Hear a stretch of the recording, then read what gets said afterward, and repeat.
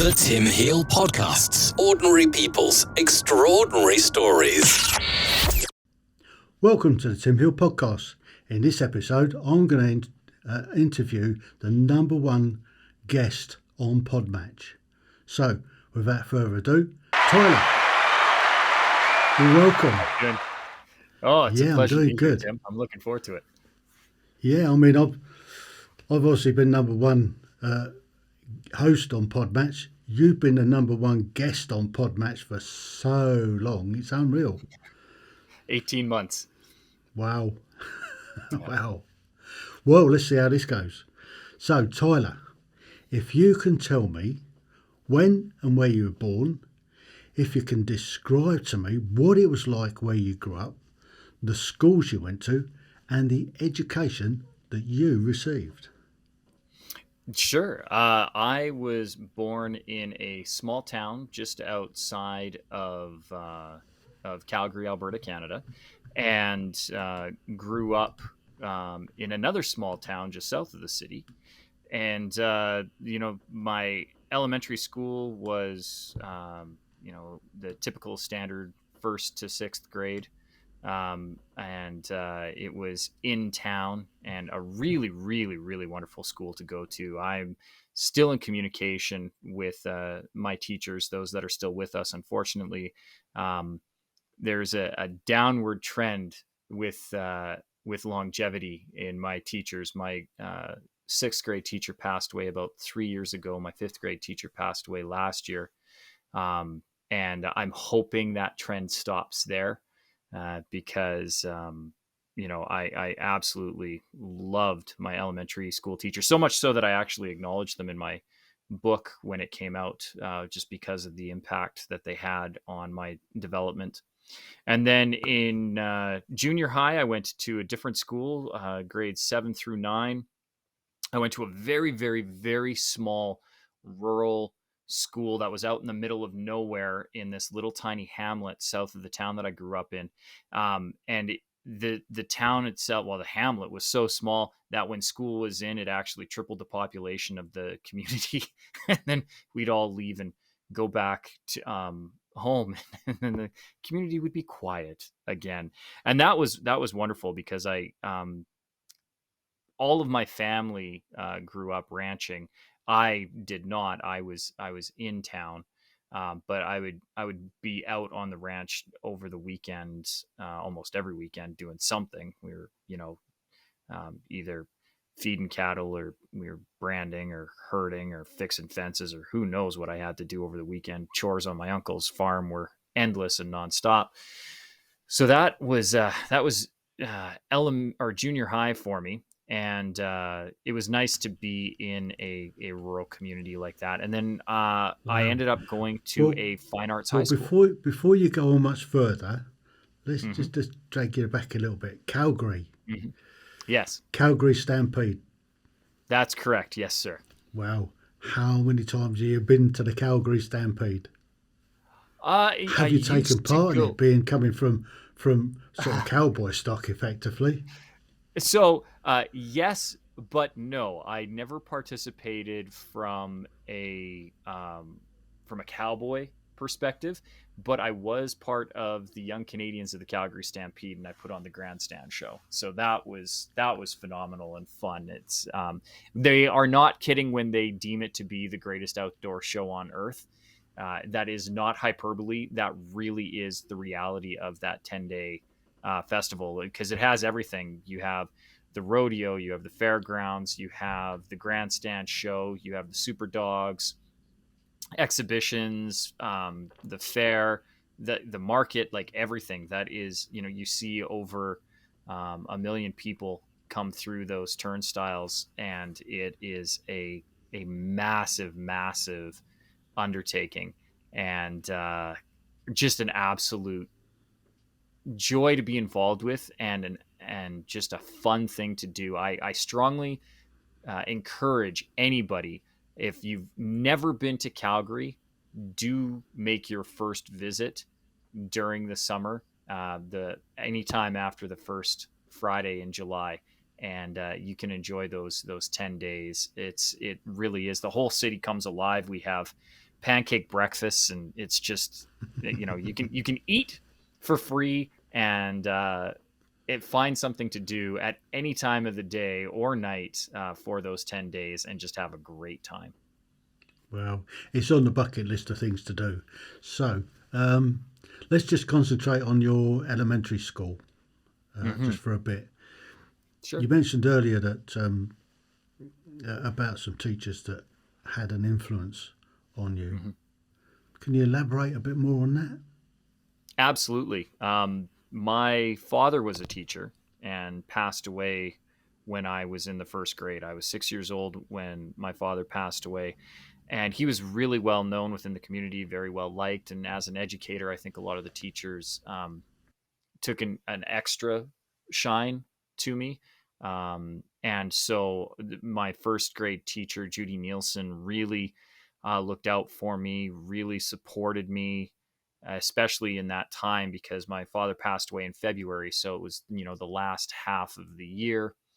And she was just an absolute gem. She's the one who encouraged me and my acting. She was the first one to put me on stage. She was the one who encouraged my mom to explore it as a professional option for me at a young age. And then in the second grade, my teacher, Pat McGuigan, was just phenomenal herself. I really struggled the first half of the year, mostly because I'd gotten a bit of a bye the last half of the first grade because of my father's passing. And so I think as supportive and as encouraging as Mrs. Nielsen was, I don't think she made me try very hard, and I got really lazy in my studies. And so when I got into the second grade, there was a little bit of a culture shock with how Mrs. McGuigan wanted things done. And I wasn't dyslexic in any way, but I was definitely delayed in getting my letters and numbers in the correct order. And she really, she was really, really supportive, but hard on me in a very, very kind way. And she was the first time that I ever felt rewarded and acknowledged for my efforts. I had received the most improved student award at the end of the year. And from that point on, I knew that I wanted to excel scholastically to be able to be acknowledged for that hard work. And then so in the third grade, Mrs. Young was one of the greatest educators ever to work within the school board that I went to. Like, she is an award-winning educator, and I was just blessed to be with her. She introduced me to a love of literacy that has lasted the rest of my life. And she was one of those people who was really demanding but kind with her students and wanted nothing but the best for me. And I remember winning top student of the year in her class and being rewarded. She took the top boy and the top girl each year out for a milkshake at our local drive-through diner called the Hitching Post, and it's actually quite famous in southern Alberta. People will come from everywhere just to have an HP burger and a milkshake.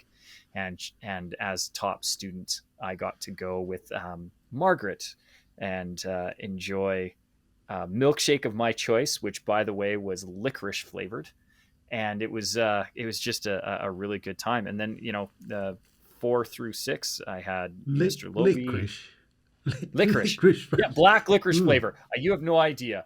I come from a very long, very long line of Nordic and Celtic folks, and so black licorice has been a staple in my household.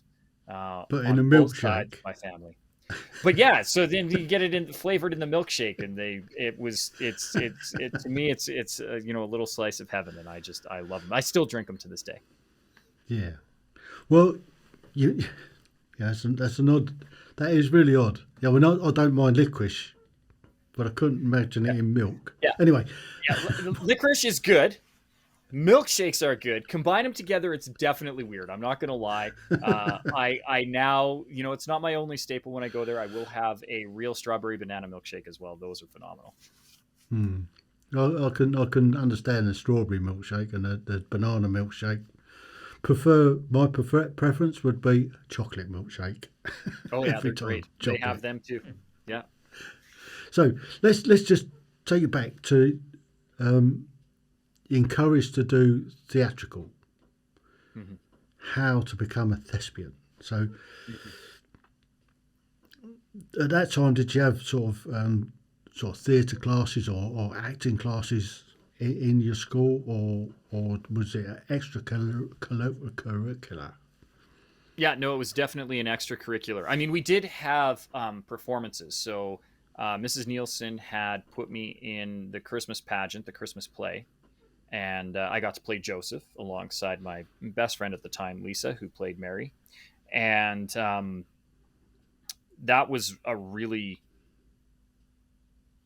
that was kind of my first exposure to being in front of an audience. The first time I ever received applause. It was the first time I ever received really good laughter for something that I'd done. It was the first time I ever got a standing ovation. And I was hooked at that point. And Mrs. Nielsen also put me, they did an Easter production as well of Peter Rabbit. And I got to play Peter in Peter Rabbit. And that kind of became an outlet for me. But what ended up happening was my uncle worked for the city of Calgary, and he's a perennial bachelor, so he hasn't cooked in his life. His idea of cooking is going to the restaurant or order window and asking for what he wants, and then the food arrives, and that's cooked. So he was out at a restaurant right across from City Hall, and it was in our main fine arts complex. And he'd overheard a casting director complaining about how hard it was to find a little boy to play Tiny Tim. And my uncle asked, well, how little is little and how young is young? And she was like, well, we're hoping to find somebody between 6 and 8 to play 5-6 years old, but they need to be really tiny. He's like, well, my nephew is really really tiny. And so he ended up getting her number and phoning my mom and saying, this might be something that Tyler would like to do. And Mrs. Nielsen was really supportive in it, because if I were to audition for that, it would have meant, missing school for a portion of time. And, and then when it got into grade 2, Mrs. McGuigan was really good with it too. So I would miss, about a month worth of school in December each year, and a little bit in November with rehearsals. And we did that for a couple of years. And it was a really, really great experience for me, especially after my father's passing, because it gave me an opportunity to really explore myself and emotions in a very safe space, because I didn't really openly grieve my father's passing for about 6 years. So it was a really good way for me to process and come into my own and discover who I was, and create an identity around myself at a very young age. So I am forever grateful for that opportunity. That's interesting. So you actually got the part of Tiny Tim. Was it a play or was it a film? No, as a play. It's staged. In fact, it's an annual tradition at Theatre Calgary. I was part of one of the original casts of it, and it has been going now for almost 40 years. Even through Wow. COVID, they put on the production. The first year they did it virtually, and the second year they did it in a hybrid. And both of those COVID years, they did the entire Dickens production. All of the characters were played by just 3 performers. And then they had 2 versions of the cast. They had cast A and cast B, and both of them stayed isolated, so that either one could go on at any time. And then they all stayed socially. It was a really, really phenomenal telling of the play to see these performers take on both the physical manifestation of these various characters, as well as the change of the voice and the movement. It was just a really, really cool production. But yeah, it was a theatrical production. Yeah. So from your perspective, missing missing a week or so in November and December. There's not an awful lot goes on in those months anyway. You've only got a couple of weeks in December before you break up for the Christmas anyhow. So I Yeah, and we do the guess you didn't miss production. too much. No, I mean, it was also elementary school. You don't miss too much. I remember thinking it was this big thing at the time, but now that my daughter is in school and she's in the second grade now, and she missed basically the first week of school filming a TV commercial, I don't feel bad. I don't think, school is important. Attendance is important, but at that age, it's pretty easy to catch up. Yeah. Let's not go into my schooling, particularly the secondary school. Yeah. So let's move on a little bit. Should we have a look at your so you went through your elementary and then you went to middle school? Yep. Or did you junior high? No, yeah. So junior high, where we are, it's split. So I went to a junior high school, and then a high school. My high school was actually a fine arts high school, specialized in musical theater, and then I minored in television arts. And then my junior high, as I mentioned, was in this very, very, very tiny hamlet out just south of the town that I grew up in, a very, very rural,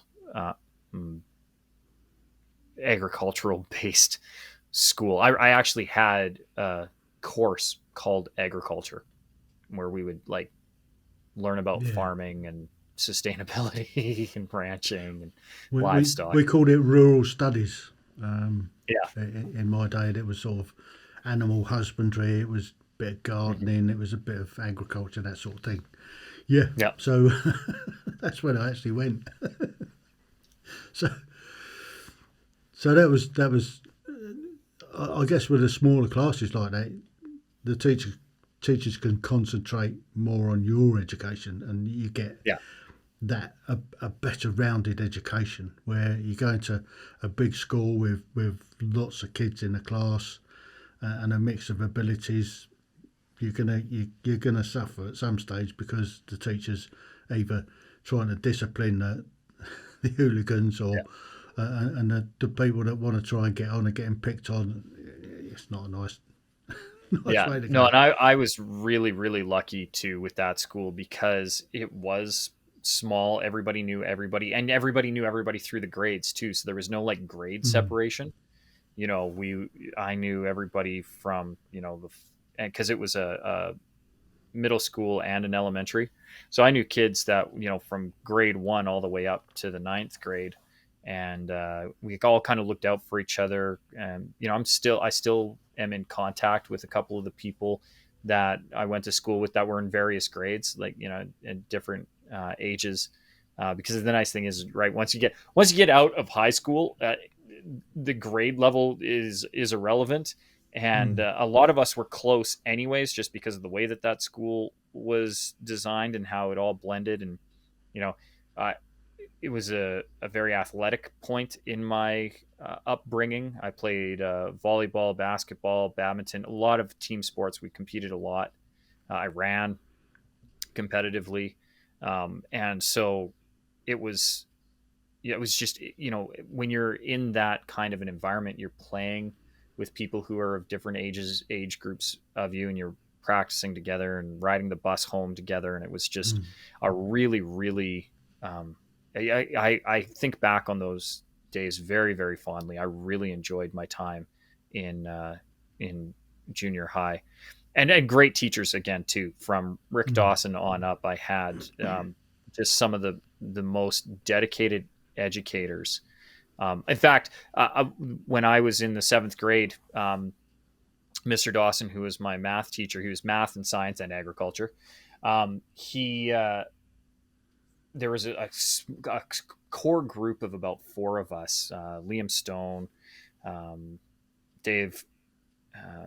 What was David's? Not David Gardner, but David and a few others, Travis, and we all we were very scholastic in our endeavors.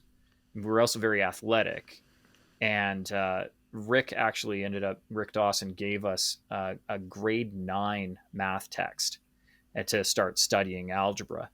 And we took to it really quickly. And he would, over lunch and in recesses and stuff like that, he would show us how to break down equations and do some fairly complex math. And then by the time I was in ninth grade, because we'd been learning ninth grade math in the seventh grade, by the time I was in ninth grade, I was actually studying 12th grade math. So when I went into high school, my high school, being a fine arts high school, was not as dedicated to the scholastic side of it.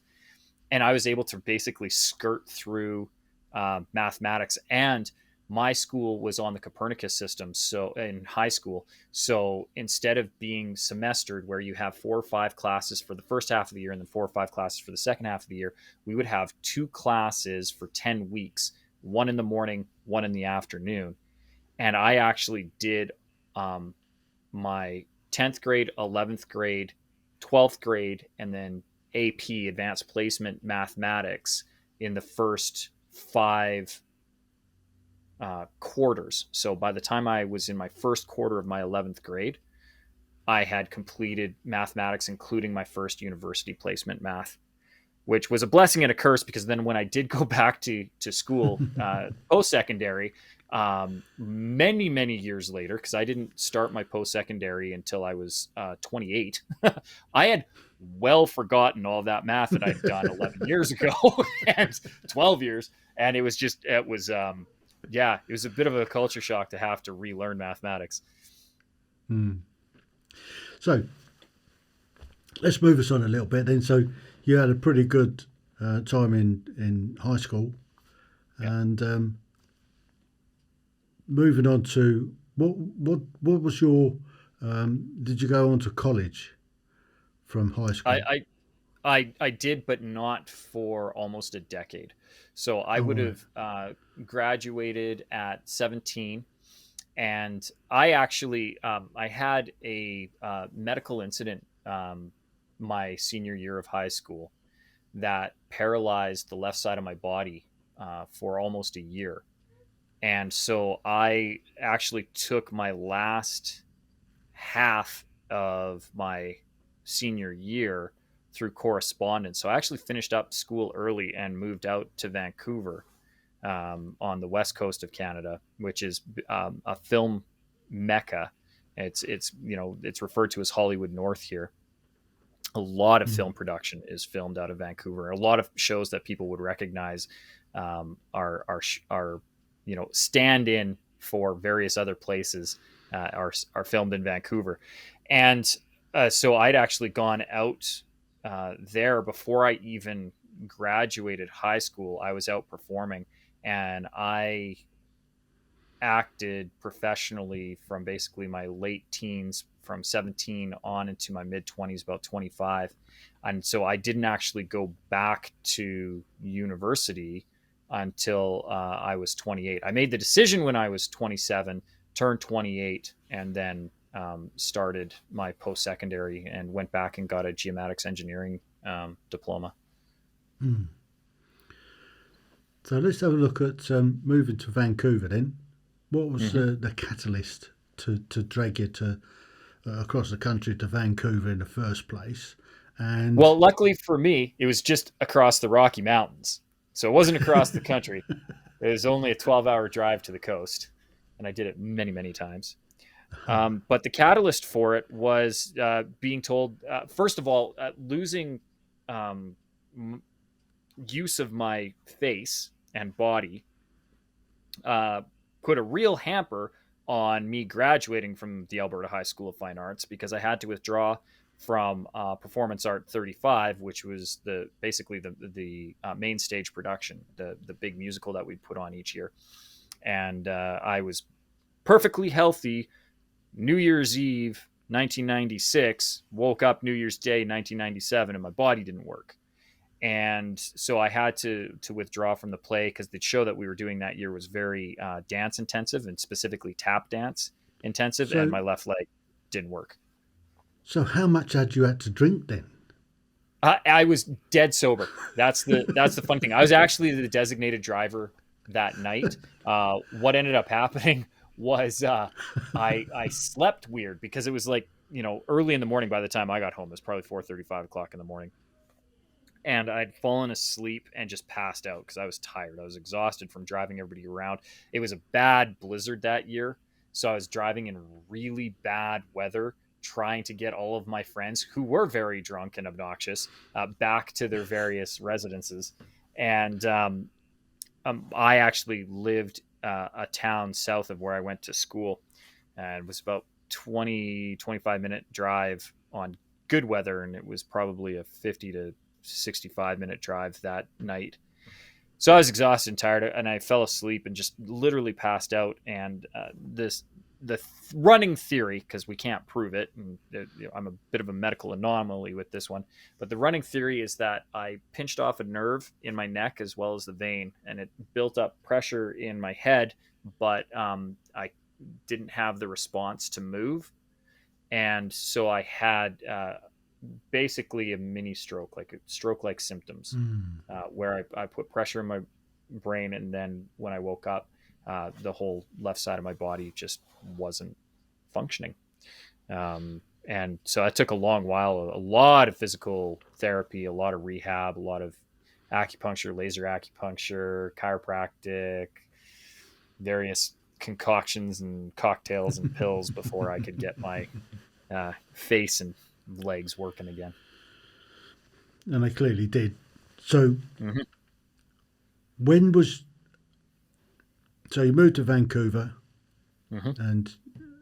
and when did you actually start your acting career there, and what was the first thing you did? What was the first production, or what was it, a film? Was it a short? Was it TV series? a Yeah, advert? TV series. I had a small little, what would be referred to as a day player role on the TV series version of Teenage Mutant Ninja Turtles. Very short run with that. I think they only did one season. They might have done two. And I played a skateboarding kid. And I don't even think I made the final episode. Like, it's one of those things where I don't think I got paid for it, but I don't think I made the final cut. And You ended and up that was kind on of, the cutting room floor, did you? yeah, but that was kind of my first taste of um, being able to be a working and professional actor outside of home. Because it was one thing when I was growing up, right? I'd been acting since I was 6. And so from 6 to 17, that was 11 years. And I had a fairly established resume and reputation in Calgary as a performer. But there's certainly not a lot of film or TV that came through Calgary. And there was only so much theater production that required somebody under 18 to be in. And so the roles were few and far between when they did come. And there was a core group of probably about 8 or 9 of us guys who were constantly competing for these same roles. And I remember the director of my performing arts school telling me that I would never be able to make it as a professional actor because I hadn't completed my training at the school. And between that and the just about losing it all to the medical incident, I had a fire under my ass that would not leave. And so I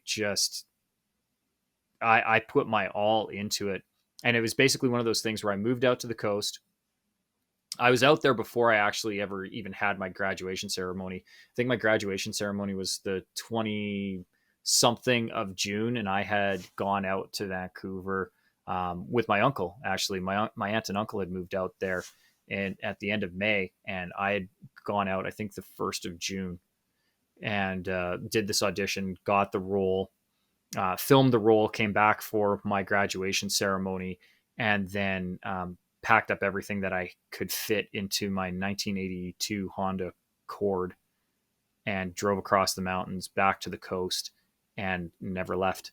I was in Vancouver until 2004, I think. So 97 to 2004, and acted the whole time. I was very privileged to be able to be a working actor where performance was my sole source of income. Wow. Right. What was your most memorable performance? What one did you Uh, most enjoy doing? a wonderful production called Door to Door. It was a made-for-TV movie that starred Dame Helen Mirren, what a treasure that she is, and William H. Macy. And Bill played a character, real life character actually, named Bill Porter. It was based on the real life story of Bill Porter, who was a door to door salesman with cerebral palsy and one of the top salesmen for the Watkins Company, and one of the first people to actually experiment with online e-commerce. And it it was just an absolute gift to get to work with performers of that caliber, particularly Dame Helen Mirren. And it was the first time where I really felt like a movie star, because normally when you're a date player, which is typically what I am, like I'm not usually a guest star or a star of a thing. I come in and I'm an actor or a principal role where I have like a couple of lines, maybe one or two scenes at best. I come in and you never remember that I was in the show. Like I come, hi, I'm lucky if my character even helps advance the plot along, and, but with this particular one, and so when you're a day player, you get these really tiny small trailers. They're like 6 by 8 foot little kind of thing with a little bit of a cot and maybe a small little dressing area and a bathroom. When I was on Door to Door, I had this massive double wide star trailer, and like it was the first time I had that, and I had the puffy jacket. Wardrobe would come and give me the big puffy jacket to keep me warm, big Canadian down jacket. And I had my name on the back of my chair, my set chair hat, and I got to keep my back.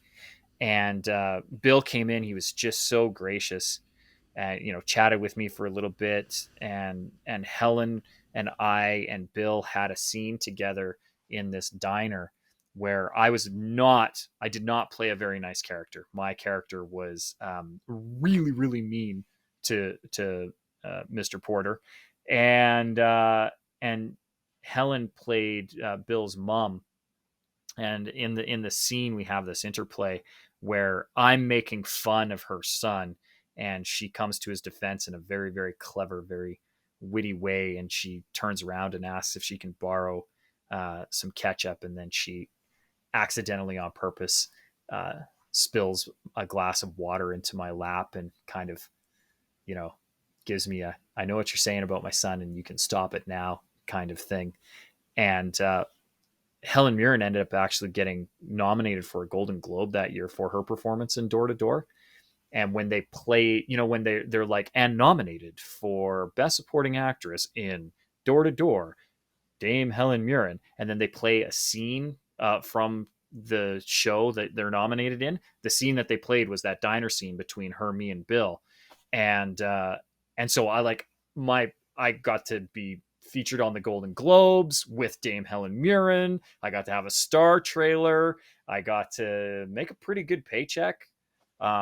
Meet William H. Macy. I got to jam in my trailer with William H. Macy because he was learning how to play guitar. So like for 1,000 reasons, that is kind of like that one highlight of my career where I look back on that and go, yeah, that was that time that I did that really cool thing. So that's your best. What's your worst? What was the one that you just don't want to remember? What one have you put way at the back that you just wouldn't want anybody to know about until today? I don't think I have any that I wouldn't want people to see, because they all have their unique charm. I mean, I've done some really bad performances. I remember doing a couple of student films where, it was just kind of like you shook your head and went, oh, yeah, that was not my best work. But even they had their charm, and I got to do some fun stuff. Yeah, if I had to think on it, I would love to tell you, Tim, this is that one thing that I really wish nobody would find out about, but I don't think I have one. I love them all. I really do. I put a lot into the performances, Mm. so I don't think there's a single thing that I've done that I'm not proud of. There's some that I wish I could have done better, but I'm pretty proud of Mm. everything that I've done. So, talking about stuff you've done, is it just film that you've done, or have you done theatre? And if Oh you've yeah, done no, ton of theatre, theater. Yeah, and have and you been and on long runs, or has it just been short runs? Or no, I did a house production of um, Ragtime with Live Ent at the Ford Theater in Vancouver, and that run was I think 14 or 16 months that we were in residence there, um, and that was phenomenal. Um, and then recurring with uh, a Christmas Carol, although it was an annual performance, that would still we did 4 weeks mm. every year, and I was involved with that for I think 3 years, and then a break, and then 2 years. So, what other characters did you play other than Tiny Tim? Because I guess you wouldn't have played Tiny Tim once you'd sort of grown up a bit. Yeah, no, I played Tiny Tim, and then when I stopped playing Tiny Tim, I played Young Ebenezer, and then in both of those roles, when you're not playing those, you're various village people and stuff. But um, in the bill, I was listed as Young Ebenezer when I came back the second time. Mm. So yeah, but you particularly with the kid roles, you're not a swing per se, but you definitely take on multiple roles within the production. So you're townsperson, and then you're part of the Cratchit family, and then so on and so forth. Mm. But yeah, it was Tiny Tim and Young Ebenezer were the two I guess credited roles. So, out of all the stuff you've done, out of all the theatre that you've done, Mhm. what was your favourite play?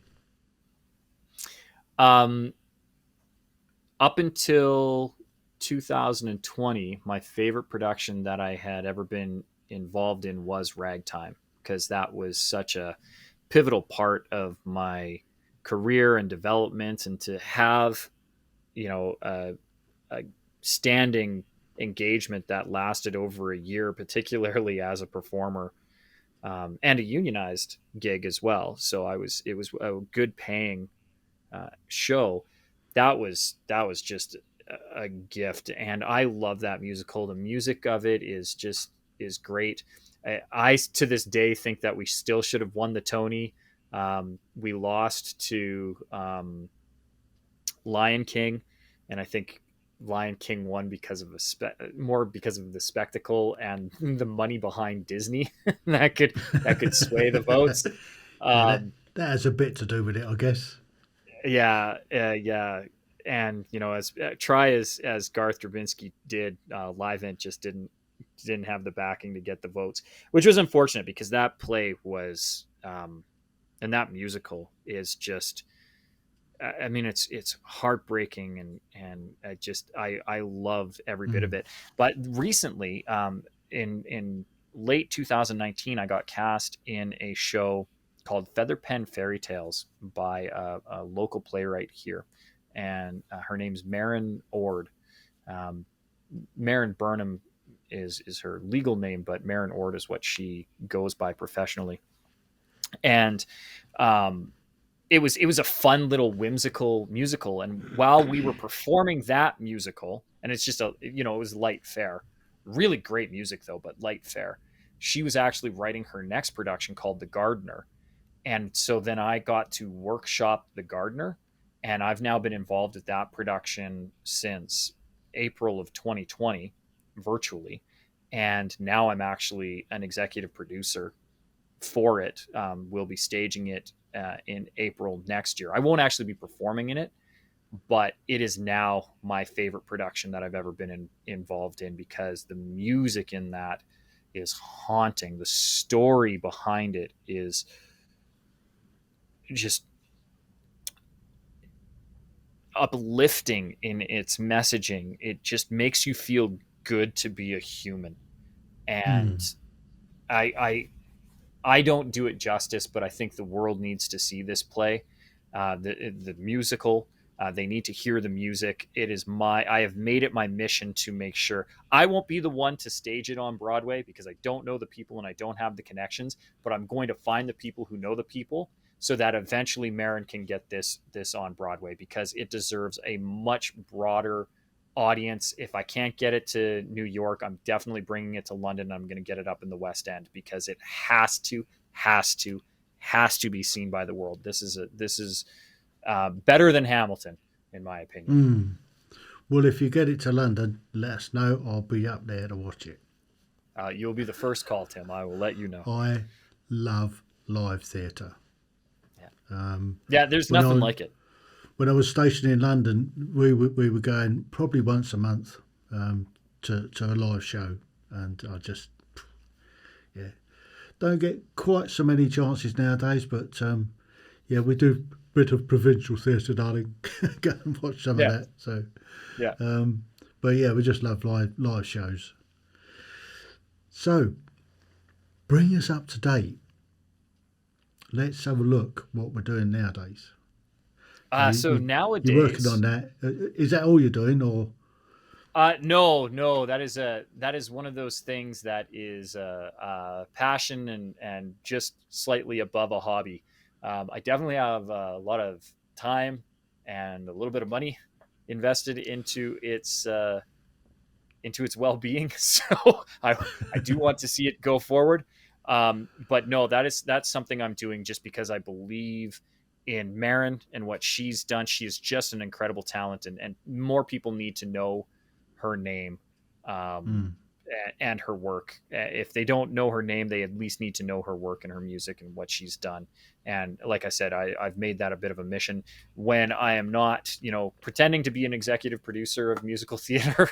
I am #1 best-selling author of my own book, The Power to Speak Naked. And I am training people on how to public speak. I do a lot of talks myself as a keynote presenter. And when I'm not doing all of that, I run a couple of businesses, including a safety consulting. So I have a lot of fingers in many, many pies, and I'm not sure how I juggle it all. And you get time to come on podcasts. And I get time to come on podcasts, being the #1 ranked podcast guest on Podmatch for the last 18 months. So let's just have a quick look at your book. What's it called again? How to Speak Naked? The Power to Speak Naked. The Power to Speak Naked. Now, lots of people say when you stand up in front of an audience and the best way to calm your nerve is to think of everybody naked in the audience. Yes. So you kind of flip that on your head a bit. Now you're standing up in front of an audience, starkers. I now, and to be fair, I actually have done that once for charity, because I was being heckled at a talk, at a presentation, and it was called The Power to Speak Naked. It was a little 45-minute presentation that I do to kind of upsell my 2.5-day training seminar. And there's this guy, he kept heckling me. He's like, "Take off your clothes, naked boy." And I was like, "No, sir, I will not be doing that. You have not paid enough for your ticket to come and see that." But he would not relent. And when I'm doing my own seminars like that, I typically book a venue twice for insurance, just in case for whatever reason something cancels or we have a weather delay or something like that. Then I don't have to scramble to try and find a new venue. I just have the venue. And if I can't, for whatever reason, I can always make use of the booking somehow. There's always something that I can do with it, whether I use it for my private coaching clients or I use it to record some of my own material or whatever. I can always make use of it.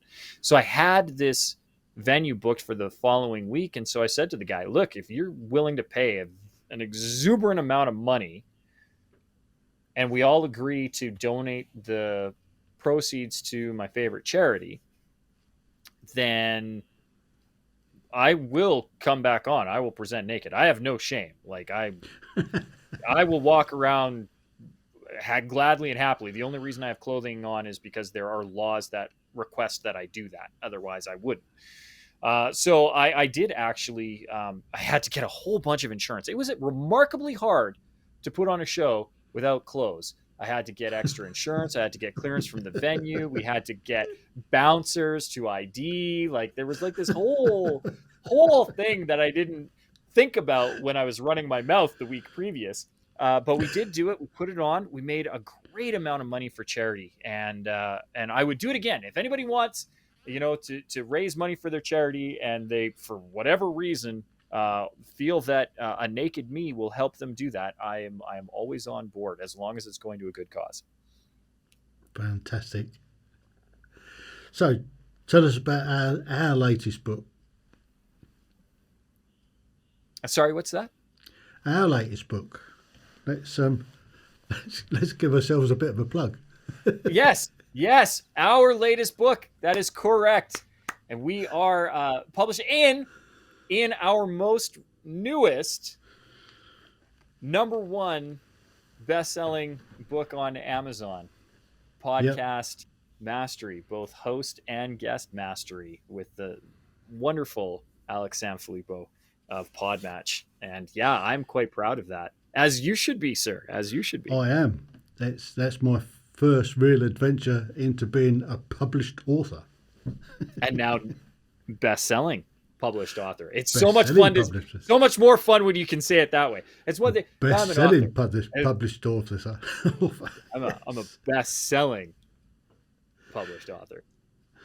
Yeah. I'm looking forward to meeting Alex next year. Hopefully they're coming to London to the podcast show. And I'm going to hopefully help them out. Well, and I have it circled on my calendar as well. It's a thing that I've reached out to the organizers to see if I can be involved some way, because this is probably my favorite time of my day, when I get to meet wicked hosts like yourself and just have these wonderful conversations and explorations. And I want to give back to the community that has given so much to me, including writing that book was my way of giving back the best that I could. I was as soon as Alex and Mike approached me about it, I was on board. They didn't have to ask twice. I was the same. I thought it's an opportunity I didn't want to sort of pass up, having been I was only for 4 months. It's only. You and I both know how incredibly. Yeah, it is so hard to sustain that. Like I've actually started teaching a course to show people how to break into that number, or then to the top 10, and how to hopefully achieve the #1 ranking. And to a man, every person I have taught how to do that, at the end of our usually 2 to 3 months of working together, they go, I don't know how you did it. I don't know how you did it. I could barely keep this up for a month. How have you done it for 18? So and being on the guest side is so much easier than on the host side. Like, you were able to sustain 4 months as a host, Tim. That I don't think people understand just how that's like 28 months in dog years, right? Like, it is so hard to do. And if I had a hat, I would tip it to you, sir. So the slight downside is that I've now got 2 podcasts a week until the end of December. So that's why I've dropped down the rankings, because I just literally had to take my foot off the gas, just to give a bit of breathing space to let myself catch up. And I commend you for making that choice to do. I promised myself that I would sustain my ranking until the book came out. And so now that we're into November, I will do it to support the launch. and then I am stepping away. 2023 can be the year of someone else because I had my 2022. I never dropped off of the top 10. I've been number 1 6 times, so I will graciously hand over the keys to the king. I've got a mission for 23. I want to be in the same month the number 1 guest and the number 1 host. Oh, I am going to be watching, and I will be celebrating Tim when you hit that. I am going to be pushing hard come the new year. I'm going to give myself a little bit of breathing space until the new year, and then I'm going to go for it. If only there were a book that had tips and tricks from 16 of the top ranked guests that could help you with that mission, because you've already got the host thing locked down. You know how to do that. Oh yeah. But if only there were some kind of book that could be purchased on Amazon where you mean this book? Really, that looks like it would help. That could be really helpful for you. Have a read of that. See how it goes. Absolutely. I'm working my way through it. Yes. So, Tyler, it's been an absolute delight. Absolute delight chatting with you. I've loved every minute of it.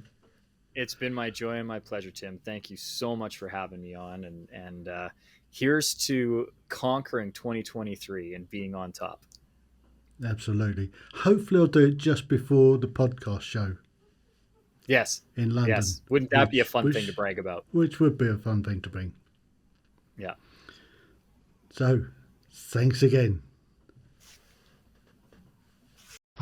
The Tim Heale Podcasts. Ordinary people's extraordinary stories.